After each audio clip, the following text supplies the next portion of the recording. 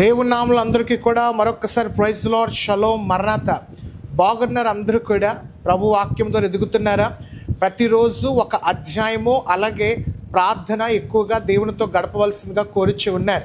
ప్రియులారే, సమయంలో వాక్యంలోకి వెళ్ళిపోదాం. ప్రతి ఒక్కరు కూడా ఆలస్యం చేయకుండా ఈ దైవ దీవెన క్రైస్ట్ వాయిస్ అనే వాక్యంలోకి అందరూ కూడా కార్యక్రమంలోకి వెళ్ళిపోదాం. కండ్లు మూసుకునండి, చిన్న ప్రార్థన చేసుకుని వాక్యంలోకి వెళ్దాం.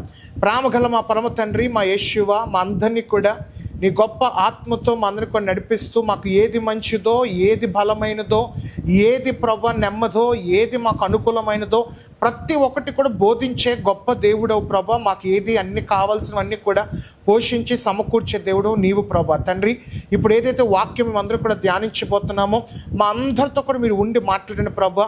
మా స్థితిగతుల కొరకు, మా జీవితాల కొరకు మీరు మాట్లాడిన ప్రభా. ఏ కష్టము, ఏ పరిస్థితులు ఎవరిపై కూడా రాకుండా చక్కగా నీ వాక్యం వాళ్ళందరూ కూడా వినులాగిన కృప దయచేయమని యేసేవారి నామంలో అడుగుచున్నాము తండ్రి. ఆమేన్, ఆమేన్, ఆమేన్. వాక్యంలోకి వెళ్ళిపోదాం. ప్రతి ఒక్కరు కూడా వాక్యం పైన శ్రద్ధ ఉంచండి. ఈరోజు నేను తీసుకున్న అంశం ఏంటంటే, మనము లోక సంబంధమైన విషయాల నుంచి బయటపడడం ఎలా. లోక సంబంధమైన విషయాలంటే మీరు చాలా పెట్టుకోండి. అందులో మొబైల్ ఫోన్స్ పెట్టుకోండి. ఎడిక్షన్ అనగా త్రాగుడో, లేకపోతే మత్తు పదార్థాలు, లేకపోతే ఏవైతే నీ కుటుంబాన్ని, మరి ప్రాముఖ్యంగా నీ వ్యక్తిత్వాన్ని ఏదైతే పాడు చేస్తుందో వాటి నుంచి బయటపడడం ఎలా. పరిశుద్ధ గ్రంథము ఎంత గొప్పదంటే, పరిశుద్ధ గ్రంథము ఎంత చక్కటిదంటే, జీవితము ఎలా నడిపించాలో, జీవితము ఎలా ఉండాలో, కుటుంబాలని ఎలా పోషించుకోవాలో, కుటుంబాలని ఎలా నడిపించుకోవాలో ప్రతి ఒక్కటి కూడా బోధిస్తూ ఉంటుంది. అందులో ప్రాముఖ్యమైన బోధన పరిశుద్ధ గ్రంథం పరిచయం చేసింది ఏంటంటే, ఎడిక్షన్స్ నుంచి బయటపడడం ఎలా అనగా, లోక సంబంధమైన పాపం ఏదైతే ఉంటుందో, లోక సంబంధమైన విషయాలు ఏవైతే ఉంటున్నాయో, లోక పరంగా మనం ఏదైతే పడిపోతున్నామో ఆ లోకపరం ఇది తప్పు అనే విషయం మనకు తెలుసు. నేను ఎక్కువ ఫోన్ చూస్తే ఇది నన్ను నియంత్రిస్తుంది అనగా ఇది నన్ను ఫోన్ అనేది పరిపాలన చేస్తుంది, లేకపోతే త్రాగుడు తప్పు అనే విషయము తెలుసు, మత్తు పదార్థాలు తప్పు అనే విషయము తెలుసు, లేకపోతే మొబైల్ ఫోన్సో లేకపోతే కంప్యూటరో ఎక్కువసేపు దాన్ని చూడకూడదని తెలిసినప్పటికీ కూడా చాలామంది కూడా దానికి వ్యసనముగా మారిపోతున్నారు, దానికి దాసులుగా మారిపోతూ ఉన్నారు. ఈరోజు నేను చెప్పుతున్న అంశం ఏంటంటే, వాటి నుంచి బయటపడడం ఎలా. ఫోన్ ఎడిక్షన్ నుంచి, లేకపోతే డ్రగ్స్ నుంచి, లేకపోతే మత్తు పదార్థాల నుంచి నిన్ను ఏదైతే బాగా బానిసగా మార్చేసిందో, నిన్ను ఏదైతే బయటకు రావాలని చెప్పి అనుకుంటున్నా కానీ రాలేని పరిస్థితిలో మార్చేసిందో, ఈరోజు మీ అందరికీ కూడా వాటి నుంచి ఎలా బయటపడాలో ఈరోజు కొన్ని విషయాలు మీ అందరికీ తెలియజేస్తాను. జాగ్రత్తగా దాన్ని ఆలకించవలసిందిగా కోరిచి ఉన్నాను. ఇది మీ ఆధ్యాత్మిక జీవితానికి ఎంతో ఉపయోగపడతాయి. గమనించండి, దేవుడు ఎవరిని దీవిస్తాడండి? యేసు ప్రభువు ఎవరిని దీవిస్తాడు? ఎవరైతే మారు మనసు పొంది పాప క్షమాపణ కలిగి, ఎవరైతే నీతిని గురించిన తీర్పు ఉందని చెప్పి గ్రహిస్తారో నీతిమంతుల మట్టుకే ప్రభు దీవిస్తాడు, ప్రభు పోషిస్తాడు, ప్రభు యొక్క తన కాపుదలతో నింపుతూ ఉంటాడు. పాపాత్ములు దేవుడు ఎప్పుడైనా దీవిస్తాడా? ఎంతో మందిని యేసు ప్రభు ఈ లోకంలో బ్రతుకున్నప్పుడు ఆ పొట్టి జక్క విషయంలో కావచ్చు, లేకపోతే పాపాత్ములైన స్త్రీ కావచ్చు, ఒక వేశ్య దొరికిన ఆ సంఘటన కావచ్చు, ప్రతి సంఘటనలో కూడా యేసు ప్రభు పలికిన అద్భుతమైన మాట ఏంటంటే, అమ్మా లేకపోతే అయ్యా, నీ పాపములు కడిగి వేయబడ్డాయి, నీ పాపములు దేవుడు క్షమించాడు, నీ పాపములు కొట్టివేయబడ్డాయని చెప్పి వాళ్ళని ఆ రీతిగా మారు మనసులోకి నడిపించి దేవుడు మంచి నీతికరమైన బాటలో నడిపించి వాళ్ళ బ్రతుకుల అభివృద్ధి బాటలోకి నడిపించాడు. ఈరోజు మనం అందరము కూడా ఒక విషయం మర్చిపోకుండా ఉండాలి. ఏంటంటే, ఎవరిని ప్రభు దీవిస్తాడు, ఎవరిని దేవుడు ఆశీర్దిస్తాడు, ఎవరిని దేవుడు ఒక మంచి బాటలోకి నడిపిస్తాడంటే నీతిమంతులను మట్టుకే దేవుడు నడిపిస్తాడు. ఎటువంటి పాపం అనేది లేకుండా పరిశుద్ధకరమైన జీవితం ఎవరైతే జీవిస్తారో వాళ్ళని ఖచ్చితంగా ప్రభు నడిపిస్తూ ఉంటాడు. నీతిమంతులు లేడు, ఒక్కడును కూడా లేడు. దేవుడు అనుగ్రహించే మహాకృపను అందరూ కూడా కోల్పోతూ ఉన్నారు. ఈరోజు మీ అందరికీ కూడా ఎవరైతే ఎడిక్షన్స్ నుంచి బయటపడాలనుకుంటున్నారో క్రొత్త వర్తమానం తెలియజేస్తాను. మీరు కానీ దీన్ని సక్రమంగా మీరు దాన్ని ఖచ్చితంగా మీరు లోబడి ఉన్నట్లయితే ఖచ్చితంగా దీని నుంచి మీరు బయటపడతారు. అద్భుతమైన జీవితాన్ని మీరు అందరూ కూడా ప్రభునందు పొందుకుంటారు. మొట్టమొదటిగా మనం అందరము కూడా ఈ ఎడిక్షన్స్ నుంచి బయటపడాలి అంటే దేనికి దాసులము కాకుండా ఉండాలి. దేనికి ఏమవ్వకూడదట?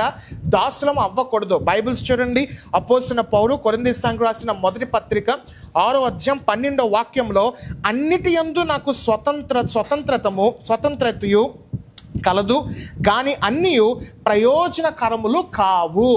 అన్నిటిపైన కూడా మనకి స్వతంత్రత ఉన్నది, అన్నిటిపైన కూడా మనకి అధికారం ఉన్నది, కానీ అన్ని ప్రయోజనము కాదు అని చెప్పి పౌలు గారు అద్భుతమైన మాట సెలవిచ్చుకుంటూ వచ్చి ఉన్నాడు. ప్రియులారా, మనకి దేవుడు ఇచ్చిన అతిపెద్ద బహుమానం ఏంటంటే స్వతంత్రత ప్రభు మనకి ఇచ్చాడు, ఇండిపెండెన్స్ అనేది ఇచ్చాడు.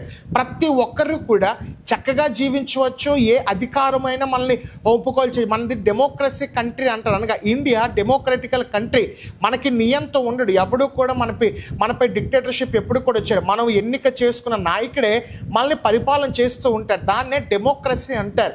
దేవుడు మనందరికి ఒక డెమోక్రసీ ఇచ్చాడు. ఏంటంటే మీరు స్వేచ్ఛగా బ్రతకండి, మీరు అద్భుతంగా బ్రతకండి, ఏ పాపములోకి వెళ్లకుండా మీకు ఏది ఇష్టమో ఏది నీతికరం ఉందో అందులో మీరు చక్కగా జీవించని చెప్పి అన్న సమయంలో అపోస్తలుడైన పౌలు గారు ఒక మంచి మాట రాశారు. కానీ అన్నీ కూడా ప్రయోజనకరము కాదు, అన్నిటిపైన మనకి స్వాతంత్రము కలదు, కానీ అన్నీ కూడా ప్రయోజనకరము కాదు. ఈరోజు మొబైల్ ఫోనే జీవితముగా చాలామంది కూడా జీవించేస్తూ ఉంటున్నారు.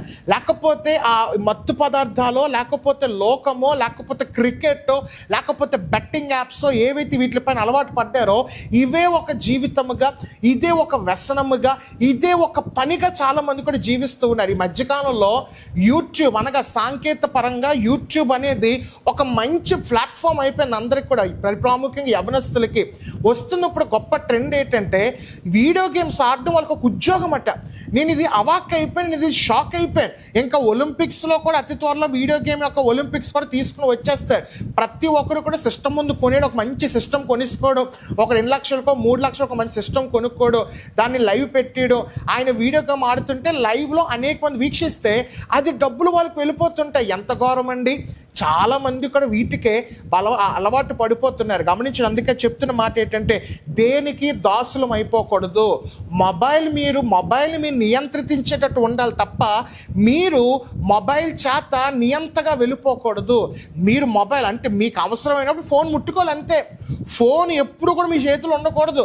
ఫోన్ మిమ్మల్ని పరిపాలన చేయకూడదు, మీరు ఫోన్ని పరిపాలన చేయాలి, మీరు పాపాన్ని పరిపాలన చేయాలి. మీరు అన్ని విధాలు కూడా పరిపాలన చేసే రీతిగా ఉంటే అది మీకు దీవెన, అది మీ జీవితానికి ఎంతో ఆశీర్వాదకరం. అంతేగాని ఎంత దారుణం కొంతమంది వెళ్ళిపోతారంటే భార్యను చూడరు, భర్తను చూడరు, పిల్లల్ని చూడరు, ఫోను ఫోను ఫోను, పాపం పాపం పాపం, త్రాగుడు త్రాగుడు త్రాగుడు అని చెప్పి వెళ్ళిపోతున్నా. బైబిల్లో రూతు గారు అంటే నాకు చాలా ఇష్టం అండి. ఎందుకంటే ఒక పక్కన అత్తను విడిచిపెట్టలేదు, భర్తనేమోంచి కోల్పోయింది, మామగారు కూడా చనిపోయారు. అత్తని ఈ పరిస్థితిలో వదిలిపెట్టకూడదని చెప్పి అత్త ఏ దేశంకైతే వెళ్ళిందో అదే దేశంలో రూతు గారు కూడా వెళ్ళిపోయి ఉన్నారు. అలాంటి సమయంలో జరిగిన అద్భుతమైన సంఘటన ఏంటంటే రూతు గారు ఒక పొలంలో పని చేయడానికి వెళ్ళారు. ఆమె ఒక మంచి యవన వయసులో ఉన్నారు. నిజానికి యవన వయసులో ఉన్నప్పుడు అందరూ చేసే పని ఏంటి? ఒక అమ్మాయికో ఒక అబ్బాయికో సైట్ కొట్టేస్తుంటారు. కానీ రూత్ ఎంత గొప్పదో తెలుసా? ఆమె తెల్లవారుజామును వెళ్ళిపోయేది, ఆమె పొలంలో పనిచేసేది, చక్కగా మళ్ళీ ఇంటికి వచ్చేది. ఎవరి వైపు కూడా తప్పుడు చూపులు చూడడం కానీ, ఎవరిని కూడా వాళ్ళు ఆ పాపంలోకి వెళ్ళిపోవడం కానీ, ఆమె ఈ చెడు వ్యసనాలకు అలవాటు పడిపోవడం కానీ, ఎటువంటి అసహ్యమైన వాటికి వెళ్ళకుండా చక్కగా తన్ను తాను పవిత్రపరుచుకుంది, తన్ను తాను భద్రపరుచుకుంది. కనుక యేసు ప్రభు యొక్క వంశావళిలో రూతుని కూడా ప్రభు ఏర్పాటు చేసుకున్నాడు. హల్లెలూయా. ఈరోజు రూతును ఒక ఉదాహరణగా తీసుకోండి. రూతు దేని చేత కూడా నియంత్రించబడలే. రూతు దేని చేత కూడా ఆమె దాసులుగా మారలే. ఆమె ఒక విషయంలో దాసులుగా మారింది. ఏంటంటే మొట్టమొదటిగా ప్రభువుకి దాసులుగా మారింది, రెండోదిగా పనికి దాసులుగా మారిపోయింది. ఆమె జీవితాన్ని ప్రభు విస్తారంగా దీవించాడు. ఈరోజు నువ్వు దేనికి దాసులుగా ఉన్నావు? ఫోన్కా, లేకపోతే ఆ వేరే వాటికా, పాప విషయాలకి నువ్వు దాసులుగా ఉంటున్నావా? దానివల్ల నీ జీవితము అట్టింట మునిగిపోతుంది తప్ప దానివల్ల నీకు వచ్చేది, దానివల్ల నీకు జరిగే లాభం ఏటి ఉండదు. ఈరోజు ప్రభు యొక్క సేవకుడిగా, దేవుని యొక్క పరిచారకుడిగా మీ అందరికీ తెలియజేస్తుంది ఏంటంటే దేనికి కూడా దాసులుగా ఉండొద్దు. దేనికి కూడా మీరు అంత దాసిత్వాన్నో లేకపోతే అంత ఇష్టపడిపోయో అంత ఇదైపోయో దాని వెనక వెళ్ళొద్దు. దానివల్ల మీ జీవితాలు సర్వనాశనం అవుతుందని చెప్పి పరిశుద్ధ గ్రంథం బోధిస్తున్నది. మొట్టమొదటిగా మనం వ్యసనాల నుంచి బయటపడాలి అంటే దేనికి దాసులు కాకూడదు అని చెప్పి పరిశుద్ధ గ్రంథం బోధిస్తూ ఉంటుంది. రెండోదిగా దేని నుంచి బయటపడాలంటే, పాపం అనే వ్యసనం నుంచి మనందరూ కూడా బయటపడాలంటే రెండోదిగా మనం తెలుసుకోవాల్సిన విషయం ఏంటంటే కంటి చూపును హృదయాన్ని కాపాడుకోవాలి. ఏ చూపునట్టుది? కంటి చూపును హృదయాన్ని కాపాడుకోవాలి. గమనించండి, కంటి చూపు అంటే తోటకూర ఎక్కువ తినమంటారా పాస్టర్ గారు? లేకపోతే మా లెన్స్ కొంచెం కాస్ట్ పెంచమంటారా? నేను ఆ కంటి చూపు నేను అనట్లేదు, కానీ గమనించండి, పాపము అనేది ఎప్పుడు ప్రారంభమవుతుంది అంటే మనం చూసిన తర్వాత ఏం ప్రారంభమవుతుంది? పాపం ప్రారంభం అయిపోతుంటే దావీదు బెత్షెబాతో అసహ్యమైన పని చేశాడండి. ఎప్పుడు చేశాడు? ఖాళీగా ఉన్నాడు. ఖాళీగా ఉన్న సమయంలో అలా వరండాలో తిరుగుతున్న సమయంలో తన కంటితో ఒక స్త్రీని స్నానం చేయడం చూసే. రాజుగారి స్థానంలో ఉన్నాడు. మొత్తం ఒక దేశానికి ఒక మంచి స్థానంలో దేవుడు పెట్టాడు. రాజుగారు అంత సమయంలో ఉన్నప్పుడు ఏం చేయాలి? అయ్యో, ఆడపిల్లలు పాప స్నానం చేస్తున్న కనబడిపోతుంది, వాళ్ళకంటే ఒక మంచి బాత్రూమ్ సిస్టమ్స్ వాళ్ళకి ఒక ఏర్పాట్లు చేద్దామని చెప్పి ఒక పాలనలోకి వెళ్ళాలి. కానీ అలాంటి పరిస్థితుల్లో ఉన్న దావీదు, రాజుగా అధికారిగా ఉన్న దావీదు చేసిన పని ఏంటంటే తన కంటి చూపుని కాపాడుకోలేకపోయాడు. తన హృదయం నుంచి వచ్చే జీవదారులు ఏవైతే ఉన్నాయో వాటిని కూడా కాపాడుకోవడం వల్ల దేవునికి చాలా దూరం వెళ్ళిపోయాడు. అందుకని వాక్యం కనబడుతుంది కదా, ఆ మత్తయి సువార్త 6వ అధ్యాయము 22వ వాక్యం, నీ హృదయంలో నుండి జీవదారులు బయలుదేరును. ఏ దారులటవి? జీవదారులు. మనం హృదయంలోంచే ఆశలు వచ్చేస్తుంటాయి. ఎప్పుడైతే మన కంటిని మనం కాపాడుకోమో, మన కంటిని ఎప్పుడైతే మన నియంతగా వెళ్ళదో, మన కంటిని ఎప్పుడైతే మనం భద్రపరచుకోమో, మన హృదయం నుంచి ఇష్టానుసరమైన జీవదారులన్నీ కూడా బయటకు వచ్చేస్తుంటాయి. వాళ్ళు సినిమా బాగుందన్నారు, అబ్బా ఫ్లెక్సీ ఎంత బాగుందో, కట్అవుట్ ఎంత బాగుందో, ఆ సినిమా హీరో ఎంత చక్కగా డ్రెస్ వేసాడో, అదిగో ఆ యాంకర్ గారు డ్రెస్ చూడండి, ఆ యాంకర్ గారు చీర ఎంత బాగా కట్టిందో, నేను కూడా అలాగే కట్టుకోవాలని చెప్పి కంటి చూపు, హృదయము స్పందించేస్తుంటుంది. గమనించండి, వాక్యం ముందుగానే చెప్పింది, మీ హృదయాన్ని మీరు కాచుకోవాలి. ఎందుకంటే జీవదారులు హృదయం నుంచి బయలుదేరుతూ ఉంటాయి, మీకు ఆశలన్నీ కూడా పుడుతూ ఉంటాయి, భయంకరమైన విషయాలన్నీ కూడా బయటపడుతుంటాయి. కనుక మీ కంటిని, మీ హృదయాన్ని భద్రపరచుకోకపోతే, మీ కంటిని, మీ హృదయాన్ని మీరు లోపరచుకోకపోతే దానివల్ల వచ్చే పరిణామాలు చాలా బిగ్గరగా కనబడుతున్నాయి. ప్రతి ఒక్కరికి కూడా తెలుసుకోవాల్సిన సత్యం ఏంటంటే, మీ కంటి చూపును ఒక్కసారి చూసుకోండి. మీరు దేన్ని చూస్తున్నారో, ఎలాంటి వాటిని చూస్తున్నారో, ఎలాంటి వాటిపై మీరు దృష్టి పెట్టారో, ఎలాంటి వాటి కోసం ఆలోచన చేస్తున్నారో, ఎలాంటి వాటిని మీరు చూస్తున్నారో, మీరు ప్రతి ఒక్క విషయాన్ని కూడా మీరు కనిపెట్టుకుని జీవించినట్లయితే ప్రభునామంలో దీవెనలు పొందుకుంటూ ఉంటారు. ఈరోజు మీ అందరూ కూడా 2 విషయాలు తెలియజేశాను. మీరు పాపము నుంచి బయటపడాలంటే, ప్రతి ఒక్క వ్యసనాల నుంచి మీరు బయటపడాలంటే, మొట్టమొదటిగా దేనికి దాసులుగా ఉండకూడదు. రెండోదిగా మీ కంటిని, మీ హృదయాన్ని ఎప్పుడైతే కాపాడుకుంటారో ఖచ్చితంగా దేవుడు మీ అందరికీ నీతిమంతులుగా మార్చి ఆయన మిమ్మల్ని పోషించి, మిమ్మల్ని రక్షించి, ఆయన కృపతో మీ అందరూ కూడా నడిపించును గాక. ప్రార్థన చేసుకుందామా? కండ్లు మూసుకునండి. పరిశుద్ధుడైన మా ప్రేమగల మా తండ్రి, మా గొప్ప దేవ, నీకే వందనాలు. చెప్పబడిన వాక్యముకే నీ కోట్లాది వందనాలు తండ్రి. మేము పాపాన్ని ఎలాగ మేము ఆపుకోవాలో, పాపం నుంచి ఎలా బయటకు రావాలో ఈ దినమును మాకు బోధించిన రీతిని బట్టి నీకు వందనాలు.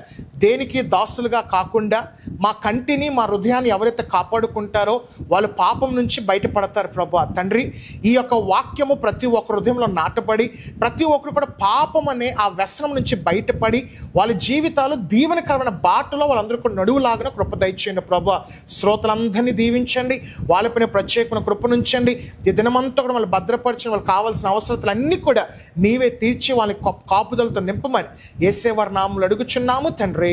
ఆమేన్, ఆమేన్, ఆమేన్. ప్రభు మీ అందరూ కూడా దీవించును గాక, ఆయన కృపతో నడిపించును గాక. ప్రియులారా, మరి మీరందరూ కూడా వాక్యం ద్వారా బలపడుతున్నారు. ఈ వాక్యములు నేరుగా మీ యొక్క వాట్సాప్ మొబైల్స్లో ప్రతి సోమవారం నుండి శనివారం వరకు మీకు ప్రతిరోజు కూడా వాట్సాప్లో కావాలనుకుంటే దైవ దీవెన కార్యక్రమం స్క్రీన్ మీద కనిపిస్తున్న నెంబర్ ఏవైతుందో ఆ నెంబర్కి మీ పేరు, మీ ఊరు మాకు పంపినట్లయితే ప్రతి దినము కూడా దేని వర్తమానాలు పంపడం జరుగుతాయి. అలాగనే ఈ వాక్యముల ద్వారా ఈ పరిచయం అందరూ కూడా బలపడుతున్నట్లయితే స్క్రీన్ మీద కనిపిస్తున్న అకౌంట్ డీటెయిల్స్ ఏవైతే ఉన్నాయో ఆ అకౌంట్ డీటెయిల్స్కి మీ అమూల్యమైన కానుకలను సహకారం మాకు అందించండి. మీ ప్రోత్సాహము మాకు అది ఎంతో ఆశీర్వాదం కనుక మీరందరూ కూడా మమ్మల్ని ప్రోత్సహించి ఈ యవన పరిచయం మీరందరూ కూడా ముందుకి నడిపించవలసిందిగా కోరుచు ఉన్నాను. God bless you. ప్రభు మీ అందరూ కూడా దీవించను గాక. వాక్య పరిచయంలో మీ సహోదరుడు pastor Sam. Thank you. AP theological university. మీరు బైబిల్ కాలేజీలో చేరాలనుకుంటున్నారా? అయితే ఏపీ థియలాజికల్ యూనివర్సిటీ మీకు ఆహ్వానం పలుకుతుంది. మా వద్ద BTH, BD, MTH, MDiv, PhD మొదలగు కోర్సులు అందుబాటులో ఉన్నాయి. మరిన్ని వివరాల కొరకు మీరు సంప్రదించవలసిన మా ఫోన్ నెంబర్లు 9666 444 222 మరియు 8121 333 222. అలాగే ఈ ఫోన్ నంబర్లకు సంప్రదించి మీ యొక్క అడ్మిషన్స్ కొరకు ఫోన్ చేయగలరు.